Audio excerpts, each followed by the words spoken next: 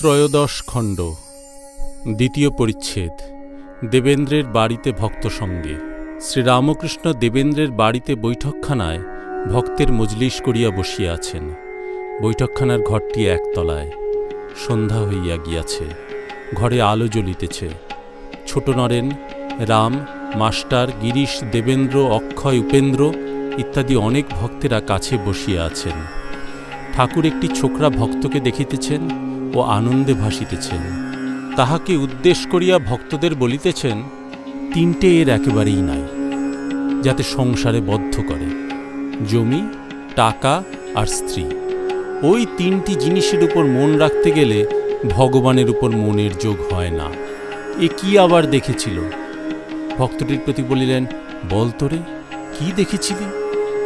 ভক্ত সহাস্যে বললেন, দেখলাম কতগুলি গুয়ের ভাঁড়, কেউ ভাঁড়ের উপর বসে আছে, কেউ কিছু তফাতে বসে আছে। শ্রীরামকৃষ্ণ বললেন, সংসারী লোক যারা ঈশ্বরকে ভুলে আছে তাদের ওই দশা দেখেছ। তাই মন থেকে এর সব ত্যাগ হয়ে যাচ্ছে। কামিনী কাঞ্চনের উপর থেকে যদি মন চলে যায়, আর ভাবনা কি? কি আশ্চর্য!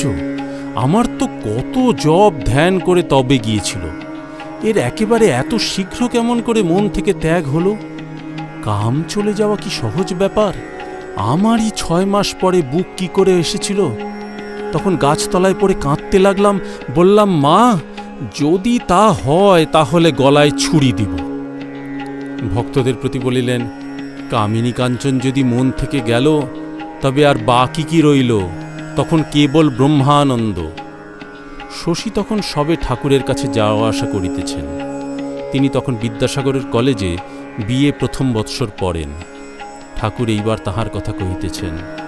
শ্রীরামকৃষ্ণ ভক্তদের প্রতি বলিলেন, সেই যে ছেলেটি যায়, কিছুদিন তার টাকায় মন এক একবার উঠবে দেখছি, কিন্তু কয়েকটির দেখছি আদৌ উঠবে না।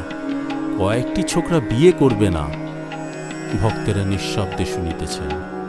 শ্রীরামকৃষ্ণ ভক্তদের প্রতি বলিলেন, মন থেকে কামিনী কাঞ্চন সব না গেলে অবতারকে চিনতে পারা কঠিন। বেগুনওয়ালাকে হীরার দাম জিজ্ঞাসা করেছিল। সে বললে, আমি এর বদলে 9 সের বেগুন দিতে পারি, এর একটাও বেশি দিতে পারি না।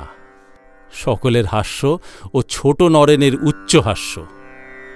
ঠাকুর দেখিলেন, ছোট নরেন কথার মর্ম ফস করিয়া বুঝিয়াছেন। শ্রীরামকৃষ্ণ বলিলেন, এর কি সূক্ষ্ম বুদ্ধি! ন্যাংটা এরকম ফস করে বুঝে নিত। গীতা, ভাগবত যেখানে যা সে বুঝে নিত। শ্রীরামকৃষ্ণ বলিলেন, ছেলেবেলা থেকে কামিনী কাঞ্চন ত্যাগ, এটি খুব আশ্চর্য, খুব কম লোকের হয়। তা না হলে যেমন শিল খেকো আম, ঠাকুরের সেবায় লাগে না, নিজে খেতে ভয় হয়। আগে অনেক পাপ করেছে, তারপর বুড়ো বয়সে হরিনাম করছে, এ মন্দের ভালো। অমুক মল্লিকের মা, খুব বড় মানুষের ঘরের মেয়ে। বেশ্যাদের কথায় জিজ্ঞাসা করলে ওদের কি কোনো মতে উদ্ধার হবে না? নিজে আগে আগে অনেক রকম করেছে কিনা তাই জিজ্ঞাসা করলে আমি বললুম, হাঁ, হবে, যদি আন্তরিক ব্যাকুল হয়ে কাঁদে আর বলে আর করব না। শুধু হরিনাম করলে কি হবে? আন্তরিক কাঁদতে হবে।